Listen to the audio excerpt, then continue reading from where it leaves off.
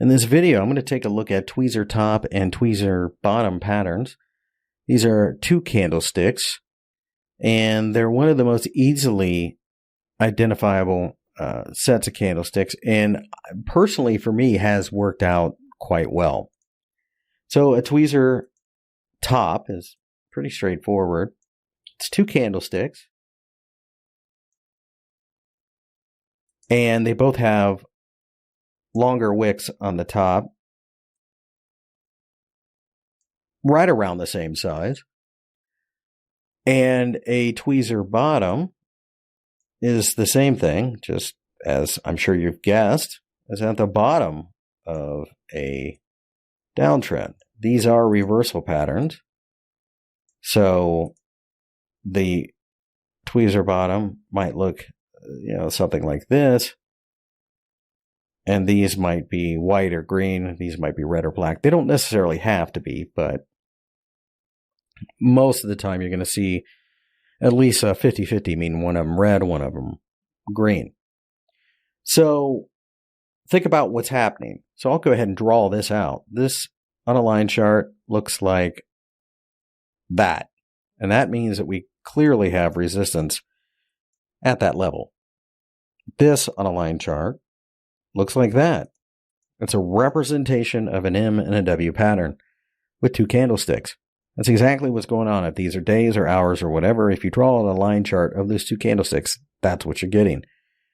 People who are buying at this point are struggling to go higher and they're becoming concerned. People that are selling are struggling to go lower, and the buyers are pushing them back up. So with that in mind, let's take a look at a couple tweezer top and tweezer bottom setups here in the Ripple market on the 15-minute chart. A couple long wicks in a row. That's tweezer top. You prefer to see longer wicks, if at all possible, but that is a tweezer top.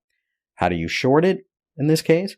You sell it on a break below the two candle pattern. You put the stop above the tweezer tops, and then you let it go.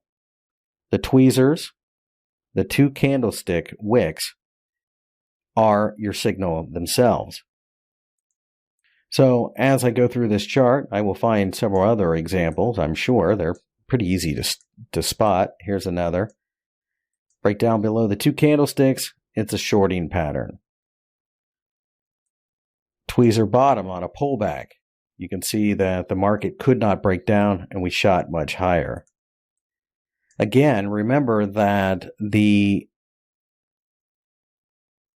tweezers you want to be somewhat similar in height. So for example, these two are pretty close to the same height. These two aren't, and they've got a candlestick between them, so you don't want to be bothered with that. I wouldn't even call these tweezers, although they worked for a selling signal. I wouldn't use that as an example, though, because that's not showing mass exhaustion. The longer the tweezers, the better, quite frankly, because it shows more and more people are losing money trying to go that way.